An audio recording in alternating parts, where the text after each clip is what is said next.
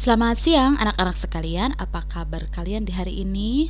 Semoga semua dalam kondisi sehat, bugar, terhindar dari berbagai jenis penyakit, dan yang paling utama adalah tetap berdoa dan bersyukur untuk kesehatan yang sudah Tuhan beri ya.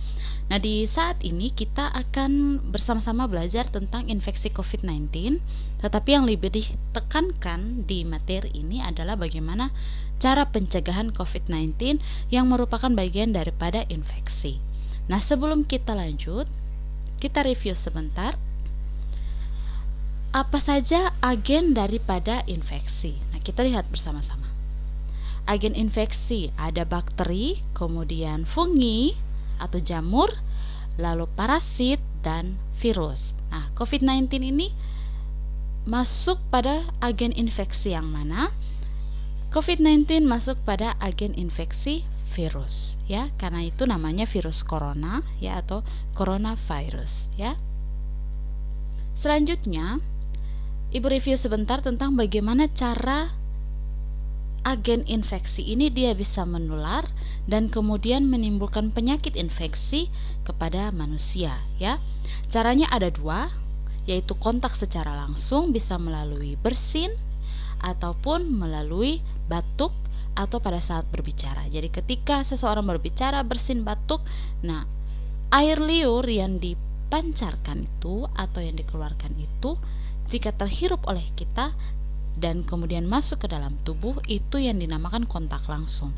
Sedangkan kontak tidak langsung bisa berupa benda, bisa juga berupa hewan, bisa juga berupa udara, air.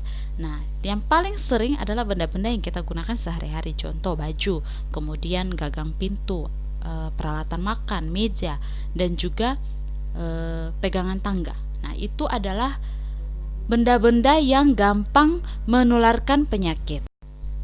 Jika kita sudah mengetahui tentang cara penularannya, maka sekarang yang menjadi kelompok beresiko itu siapa saja? Kita akan lihat. Nah, kelompok beresiko dari satu keluarga ini ya, dari anak-anak, kemudian orang tuanya atau pasangan dewasa, orang dewasa, anak-anak dewasa, kemudian lansia. Di antara mereka ini siapa yang paling beresiko kira-kira menurut anak-anak sekalian? Ya. Kelompok yang paling beresiko adalah kelompok lansia ya. Setelah kelompok lansia, kelompok beresiko selanjutnya adalah anak-anak ya. Mereka ini yang beresiko. Biasanya untuk kelompok dewasa, mereka ini merupakan kelompok OTG ya, orang tanpa gejala. Mereka dengan sistem imun yang bagus, gampang untuk menularkan penyakit kepada kelompok beresiko seperti lansia dan juga anak-anak. Kenapa lansia lebih beresiko?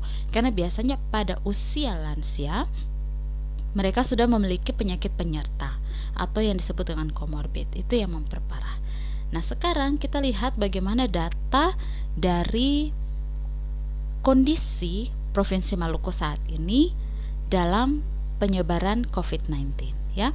Data ini merupakan data terakhir di hari Senin kemarin, tanggal 10 Agustus tahun 2020 pada pukul 7 ya. Kita sampai hari Senin tanggal 10 kita sudah memiliki total kasus positif sebanyak 1.345 kasus positif ya. Untuk Kota Ambon sendiri kita sudah memiliki kasus positif sebanyak 373. Tentu ini naik, sangat naik dibandingkan dengan waktu sebelumnya PSBB dilakukan, itu kasus kita sempat menurun. Kenapa sampai seperti itu? Karena kurang kesadaran, kurang ketaatan. Orang di tempat tinggal sekitar kita bisa kita lihat tidak patuh, bahkan kita sendiri juga tidak patuh. Kita menganggap bahwa kita dikekang dengan cara harus pakai masker, kemudian harus menjaga kebersihan, padahal itu adalah cara untuk menjaga diri kita sendiri ya, bukan untuk orang lain, tapi untuk menjaga diri kita sendiri. Dan itu seringkali membuat orang berpikir dia harus berbuat ini untuk orang lain, bukan untuk dirinya sendiri, padahal ini untuk melindungi dirinya sendiri, melindungi keluarganya juga ya.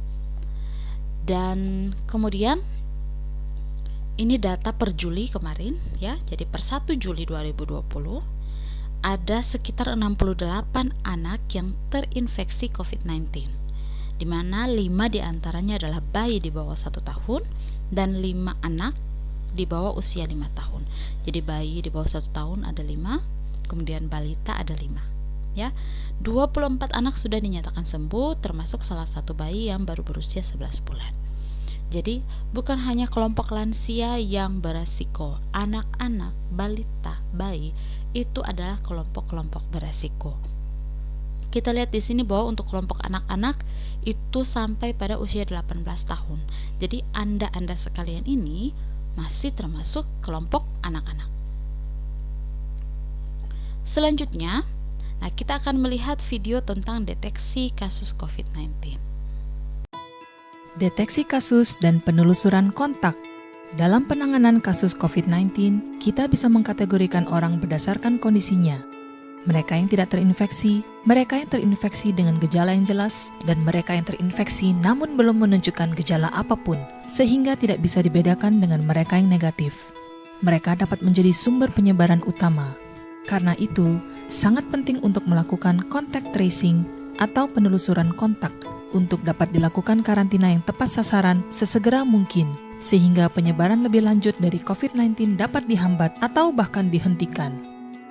Ketika terdapat seseorang yang diperkirakan mengidap COVID-19, tes harus dilakukan sesegera mungkin untuk mendapatkan konfirmasi hasil secepatnya. Ketika konfirmasi telah didapatkan, hal yang paling penting dilakukan kemudian adalah melakukan contact tracing atau penelusuran terhadap orang-orang yang telah melakukan kontak dengan pasien positif tersebut. Karena dalam hal memperlambat dan menghentikan penyebaran COVID-19, konfirmasi hasil tes terhadap pasien hanya merupakan langkah awal. Bila seseorang positif memiliki COVID-19 dengan atau tanpa gejala, tanpa melakukan karantina dengan segera, penyebaran infeksi akan terjadi dengan sangat cepat dan akan menimbulkan kekacauan. Berapapun daya dukung sistem kesehatan yang kita miliki, tidak akan mampu mengatasi kecepatan penyebaran COVID-19 tersebut. Bila seseorang dengan COVID-19 terdeteksi, kemudian dilakukan karantina di fasilitas kesehatan maupun yang dilakukan secara mandiri, daya sabar penyakit akan berkurang. Namun ternyata ada banyak orang lainnya yang melakukan kontak sebelumnya dengan pasien positif yang tidak terdeteksi karena belum memiliki gejala yang tampak yang kemudian menularkan kepada orang lainnya. Penyebaran penyakit akan tetap terjadi dengan skala besar dan kita akan selalu tertinggal selangkah atau bahkan lebih dengan kecepatan penyebarannya. Namun bila kita dapat melakukan proses karantina terhadap pasien positif, kemudian melakukan penelusuran kontak terdekat dengan seksama, dilanjutkan dengan melakukan karantina dan pemeriksaan menyeluruh terhadap suspek pasien, maka sebaran penyakit akan terhenti pada orang-orang yang telah dikarantina. Perawatan lebih awal dapat dilakukan terhadap pasien, hingga kemudian pemulihan terjadi tanpa menulari ke lebih banyak orang lagi. Dengan demikian, kita akan berhasil memutus untaian sebaran penyakit. Dengan melakukan penelusuran kontak dan melakukan tindakan karantina yang tepat, kita akan selangkah lebih unggul.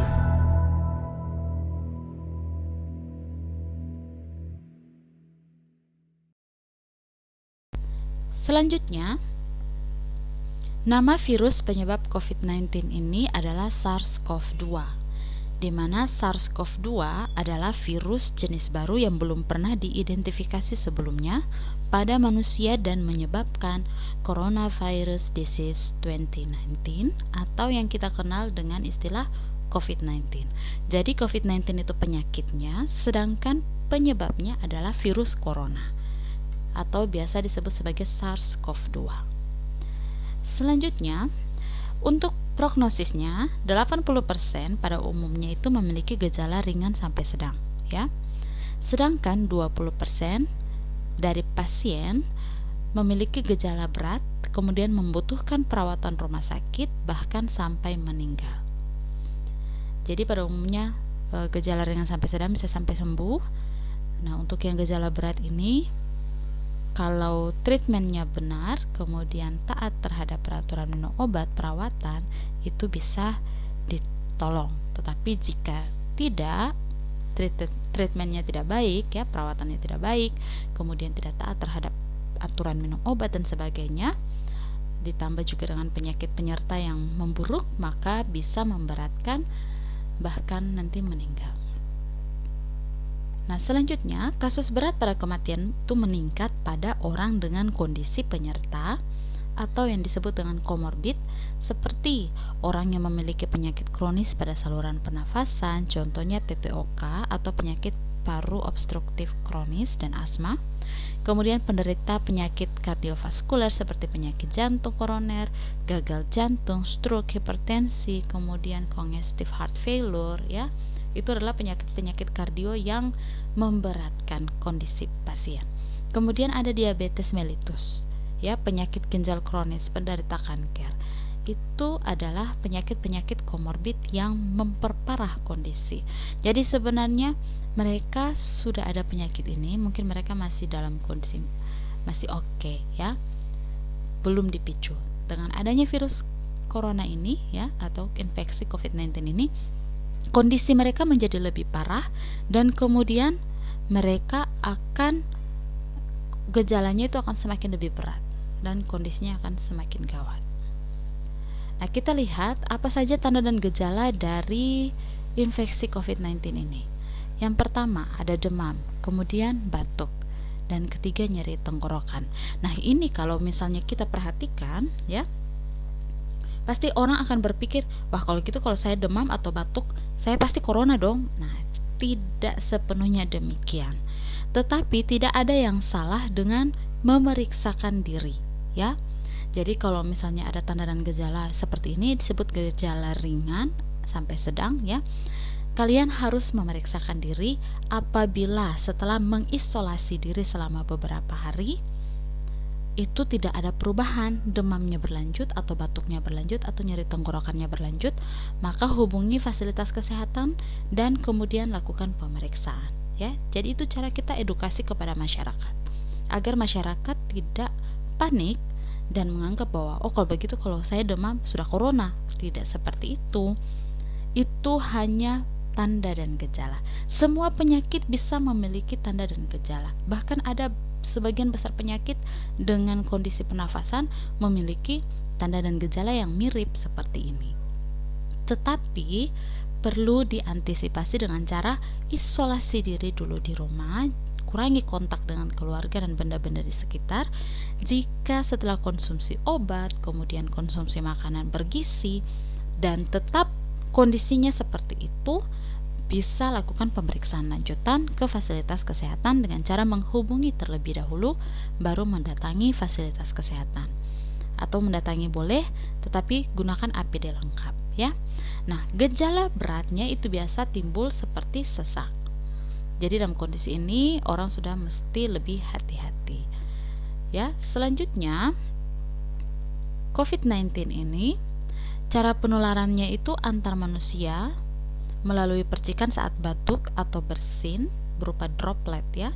Kemudian kontak dengan benda yang terkontaminasi. Masa inkubasi daripada COVID-19 ini 1 hingga 14 hari. Rata-rata 5-6 hari sudah menunjukkan gejala awal. Apalagi jika COVID-19 ini virusnya namanya virus, ya, bukan hanya COVID-19, namanya virus, dia membutuhkan inang untuk hidup. Jadi setelah dia mendapatkan inangnya, dia kan tidak gampang untuk dihilangkan, sehingga dia akan menunggu sampai sistem imun kita lemah, dia kemudian menyerang tubuh. Jadi kapan sistem imun kita lemah? Contohnya ketika kita lagi makannya tidak teratur, kita kecapean, kemudian kita begadang, itu adalah momen-momen di mana sistem imun menurun dan gampang untuk terkena penyakit atau infeksi, ya. Selanjutnya, sampai saat ini belum ada pengobatan spesifik, ya. Sedang dikembangkan vaksin yang sedang diuji cobakan dulu dalam jangka waktu 3 bulan, mulai dari bulan Juli kemarin, ya. Semoga pada akhir tahun sudah ditemukan vaksinnya dan kita bisa terbebas dari infeksi COVID-19 ini. Dan kemudian untuk penegakan diagnosa itu melalui pemeriksaan laboratorium berupa rapid test dan juga tes PCR, ya. Jadi PCR ini yang swab yang dimasukkan seperti cotton bud itu untuk mengambil sekret atau lendir di dalam tenggorokan, dan rapid test yang mengambil sampel darah dari vena, ya. Itu penegakan diagnosa baru bisa ditentukan jika sudah melewati rapid test dan swab atau swab langsung, ya. Selanjutnya, bagaimana cara untuk mencegah penularan COVID-19? Ya, di sini tulisannya yes you can do it. Artinya apa? Semua orang bisa untuk mencegah penularan COVID-19. Siapapun itu, hanya satu, patuh, ya. Patuh untuk melakukan seluruh protokol kesehatan. Kita lihat pencegahannya. Yang pertama, menggunakan masker selalu ketika berpergian keluar rumah. Kemudian yang kedua, physical distancing dengan menjaga jarak aman minimal 1 meter. 1 meter itu juga sudah cukup dekat, ya. Jadi kalau kita bisa lebih sedikit jauh, oke. Kemudian, mencuci tangan pakai sabun dan air mengalir atau hand sanitizer jika tidak ada sabun dan air mengalir. Kemudian, rajin olahraga dan jaga kondisi fisik. Setelah itu konsumsi makanan yang bergizi dan jaga imun tubuh. Jangan menyentuh wajah jika tangan belum dicuci, ya. Jadi harus jaga. Kenapa? Karena penyebaran virus corona ini dia melalui mata, hidung dan juga mulut, ya. Itulah kenapa orang pakai face shield, orang pakai masker. Itu untuk melindungi mata, hidung dan mulut yang rupa-rupanya menjadi pintu awal masuknya virus corona ini ke dalam tubuh manusia. Nah, bagaimana caranya kita memulai aktivitas di era pandemi ini? Ini yang harus kalian lakukan, ya. Kita harus ingat bahwa semua orang berpotensi, selalu menganggap bahwa orang lain dan diri sendiri berpotensi menyebarkan virus, sehingga jangan kita pikir kita bersih, tapi kenyataannya orang lain tidak bersih. Atau kita pikir orang lain bersih, ya dia keluarga saya, dia teman saya, tidak masalah. Ternyata dia tidak bersih, atau menganggap orang lain bersih jadi pikir tidak apa-apa, ternyata sayanya yang tidak bersih, ya. Jadi setiap orang itu berpotensi untuk menyebarkan virus. Kemudian seluruh upaya yang dilakukan ini tidak sama sekali menghilangkan risiko.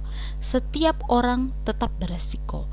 Hanya saja upaya ini dilakukan untuk meminimalisir atau menurunkan risiko, ya. Jadi tidak menghilangkan karena risiko itu selalu ada. Kemudian sabar dan patuh, seperti yang tadi disampaikan, ya. Harus sabar dan patuh dalam menjalankan peraturan yang ada. Banyak orang menjadi tidak sabar. Contohnya yang seperti sekarang ini terjadi di Kota Ambon, ya. Orang tidak sabar, orang sudah tidak lagi patuh. Begitu PSBB selesai, orang beraktivitas seperti biasanya, seperti tidak terjadi sesuatu. Akhirnya sekarang kita bisa lihat bahwa kasusnya melonjak. Awalnya kasusnya sudah turun, sekarang sudah semakin naik lagi, ya. Dan bahkan sekarang pada hari apa ya, Ibu lupa, Provinsi Maluku menjadi provinsi yang masuk dalam 10 besar kategori kenaikan penderita COVID-19 yang paling cepat, ya. Jadi bayangkan, dalam pendidikan kita provinsi terakhir, tetapi dalam kategori kenaikan penderita infeksi COVID-19 kita masuk 10 besar. Ini bukan prestasi, ya. Ini merupakan tanda bahwa masyarakat kita gagal. Pemerintah berupaya dengan segala macam cara, tetapi jika masyarakat tidak mampu menaati, tidak sabar, maka hasilnya itu tetap 0 besar, ya. Jadi Anda, saya, kita semua harus sabar dan patuh menjalani sampai benar-benar kita dinyatakan bersih dari COVID-19 ini di Provinsi Maluku. Selanjutnya, bukan yang terakhir, tetapi yang selalu dan paling terutama, yaitu berdoa. Berdoa minta perlindungan dari Yang Maha Kuasa supaya kita dijauhkan dari berbagai jenis penyakit, kita diselamatkan, kita ditolong, kita dipulihkan dari berbagai jenis penyakit, dan kita tidak menjadi perantara, ya, atau kita menjadi OTG bagi orang lain, ya. Selanjutnya, bagaimana protokol jika kita mau keluar rumah dalam waktu yang lama? Yang pertama, pakai baju lengan panjang dan celana panjang, hindari jam dan perhiasan. Kenapa? Biasanya pada logam dia menempel lebih lama virusnya. Kemudian, baju lengan panjang dan celana panjang ini untuk menghindari dan melindungi anggota tubuh kita yang lain. Selanjutnya, pakai tas yang mudah dibersihkan, kecuali jika memiliki alat sterilizer di rumah, ya. Jadi pakai tas yang misalnya dari bahan kulit agar gampang dibersihkan, atau dari bahan plastik.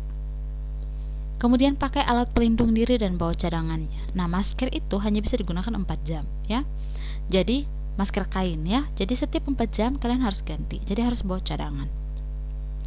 Kemudian lakukan physical distancing di kendaraan publik. Kalau misalnya kalian naik angkot, buka kaca mobil dan jangan mengobrol. Kemudian wajib membawa hand sanitizer atau sabun. Jangan menyentuh wajah tanpa mencuci tangan atau memakai hand sanitizer. Kita anggap tanganmu adalah musuhmu ya, bukan berarti karena musuh jadi harus dipotong atau dibuang, matilah kita tidak bisa beraktivitas ya.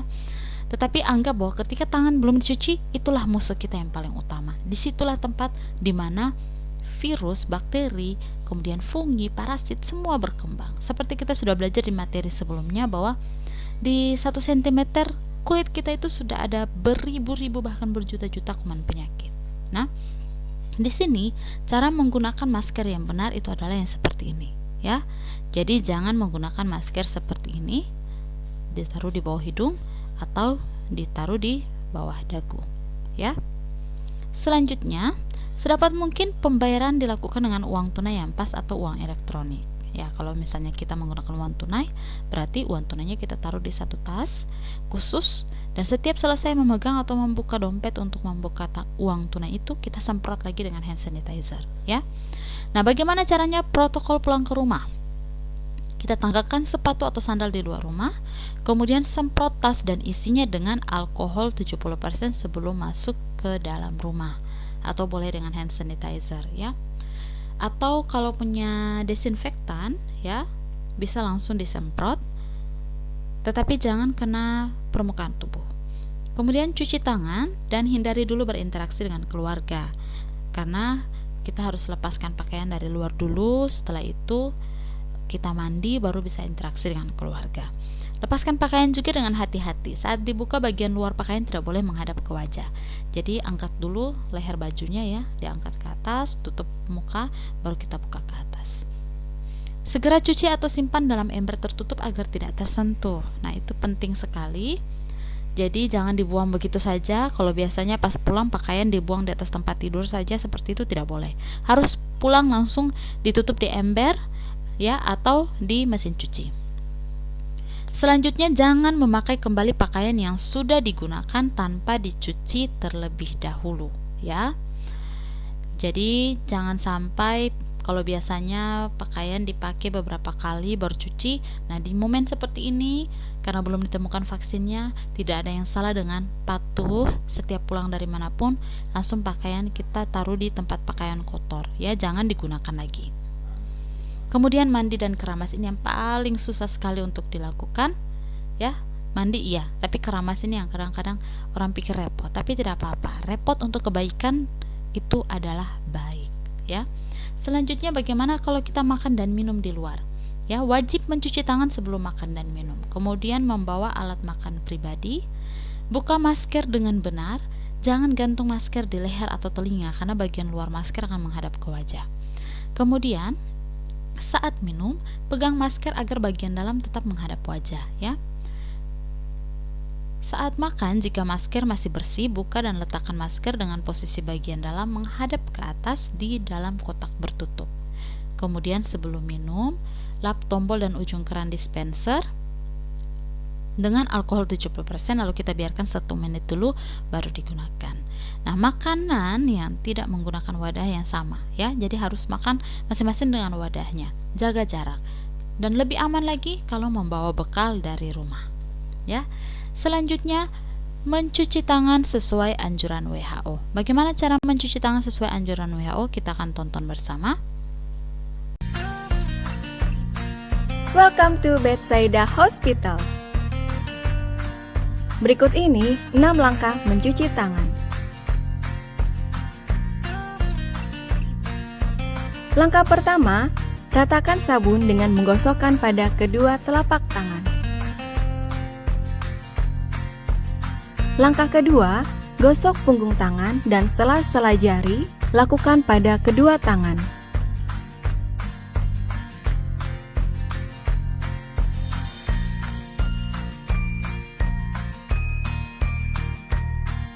Langkah ketiga, gosok kedua telapak dan sela-sela jari kedua tangan. Langkah keempat, gosok punggung jari kedua tangan dengan posisi tangan saling mengunci. Langkah kelima, gosok ibu jari kiri dengan diputar dalam genggaman tangan kanan.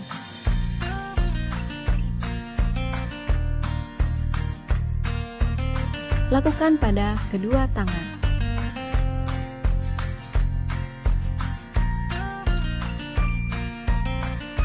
Langkah keenam, usapkan ujung kuku tangan kanan dengan diputar di telapak tangan kiri.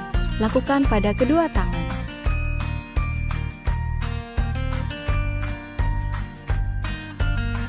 Kemudian bersih deh. So, be healthier with Bethsaida Hospital.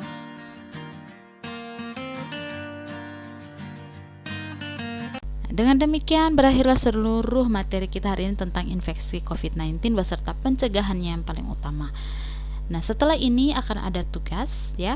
Ibu akan bagi kelompok dan kalian akan mengerjakan tugasnya secara berkelompok tetapi daring. Jadi tugasnya itu nanti dibagi-bagi, misalnya satu kelompok 4 orang. Silahkan bagi masing-masing dengan perannya. Oke, sampai berjumpa di pertemuan selanjutnya. Selamat mempelajari materi ini. Jika tidak dimengerti bisa diulang kembali. Kemudian jangan lupa bertanya di kolom komentar. Selamat siang dan terima kasih.